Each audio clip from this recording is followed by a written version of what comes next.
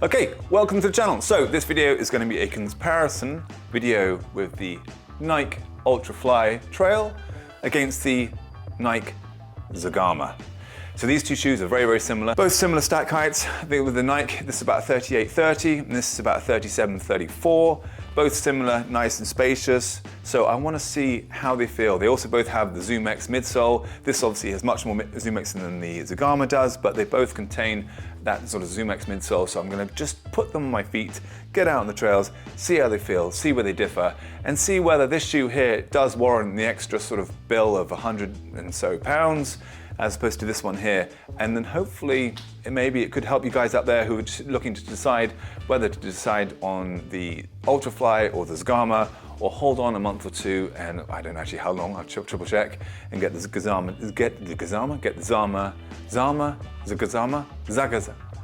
2, which is out soon. So yeah, I'll have to triple check when that's out, but the ZEGAMA 2 should be out fairly soon. So enough of that talk. I'm gonna get these shoes on my feet. I'm gonna look like a right plonker. I'm gonna walk outside and test the shoes out and see how they feel.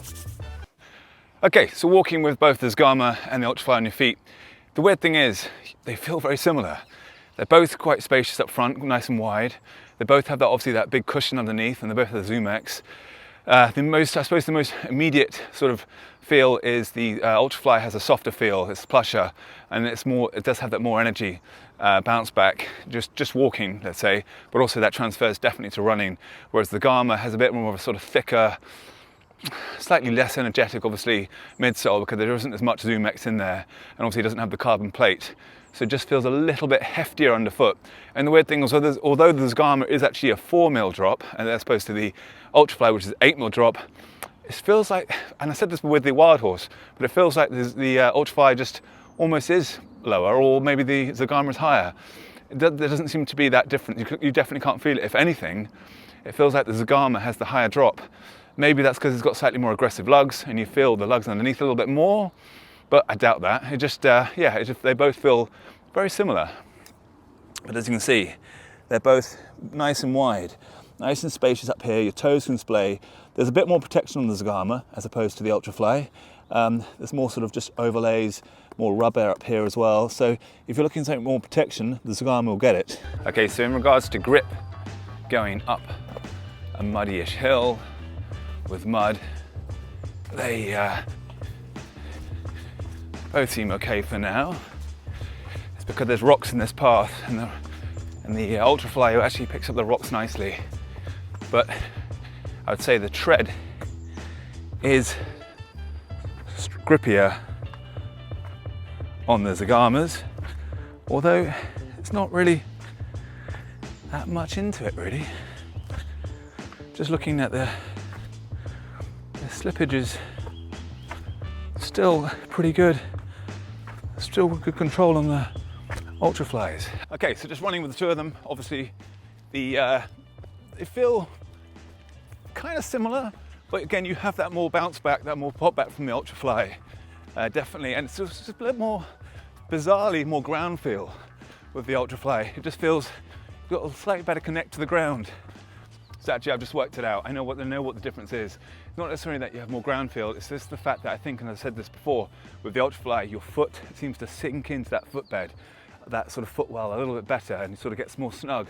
It's more like a sort of bespoke racing style fit, a bit one of those like bucket seats you get for the racing cars, whereas the ZEGAMA is slightly more, your foot just sits on top of that platform, that midsole.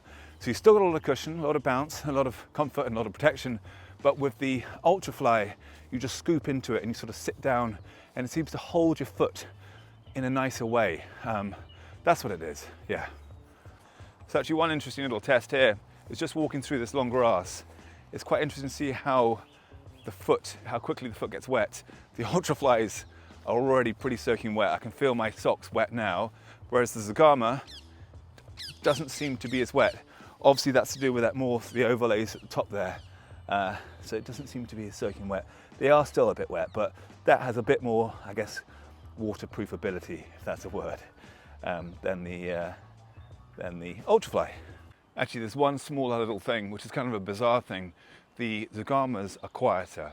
The ULTRAFLY just has a slight squelch to it, which is fine, You don't really notice it too much, but you just do hear, I think, that sort of compression of the ZoomX sort of just underneath the foot, which I don't mind, but yeah, it just does have a slightly quieter feel. Just to let you know, in regards to weight, these are pretty muddy and a little bit wet, so they're gonna be a bit more. So this one is 323 grams, so that should be about 317 with that one there, and the Zegama is 346 grams. So they're about 25 grams heavier per shoe, so obviously overall that's 50 grams more. So not the end of the world, but just gives it a bit more of a heft, as I said out there. Right, so there we have it. So as you sort of saw, both very, very similar shoes. They're both nice and wide and spacious. They both have a kind of similar grip. Yeah, the grip seems about the same, not too dissimilar. They both feel comfortable. They both have good lockdowns at the top. They're both nice and supportive. They're both nice and wide platforms underneath too. So to be honest, and they both have the ZoomX midsole in there as well. So as I alluded to out there on the sort of fields and things, the ZoomX with the ULTRAFLY, your foot seems to fit into it nicely, and you get more of a sort of ground feel. I think it sort of fits into the footbed of that midsole a lot better than the Zegama, which I think you sort of sit more on top. The ULTRAFLY here has more of a snap, more of a pop, more energy return, as opposed to the Zegama. The Zegama actually seems to work better as more for walking and hiking because of the less squish and mush that it has, I think, which see, that ZoomX comes into play when you run, but when you walk, it can be a little bit mushy. So if you've got a trail or a race or something that just involves, or you just do a lot more hiking, then the Zegama probably would win. Actually, and also the Zegama wins in regards to keeping a bit more water out, but that's only a very, very small thing. And also it's a little bit quieter, but again, these are all tiny things. So yeah, obviously the ULTRAFLY trail is about 100 pounds more, or 100 bit pounds more. You can probably pick up the Zegama now for a really good deal actually. Or hold on a bit and get the Zegama 2, which should be out, which should be out fairly soon. So yeah, all in all, they're both cool shoes. And it's weird how similar they kind of are, but yeah, I would tend to lean towards the ULTRAFLY because it's just more fun and has more bounce back, but again, they're very, very similar. I will look at getting the Terra Kyga because actually I know the grip isn't great, but the Terra Kyga sort of comes into play nicely for more of a minimal shoe, which kind of reminds me a bit of like the Ultra's Lone Peak. So if you had to compare the Ultra lineup, the trail lineup, the Zegama would be more like the sort of the Olympus, the ULTRAFLY would be more like the Mont Blanc, the Terra Kyga would be more like the Lone Peak, and then the Wild Horse is a bit like the Timp. So actually, there's a weird sort of parallel between the two in regards to their lineup and their models. And also, I think the Nike lineup, I've said before many, many times, they're nice and wide, they're spacious, my feet are really happy in them. The drop, the hills, you know, obviously there's no zero drop, but again, on the trails, you do really notice that sort of 3-4 mil drop difference, but maybe you do. I'll have to wait and see. I will always keep using the Ultras. I love putting them in between because you do feel a little bit more upright and just have a bit more ground connect in the Ultras.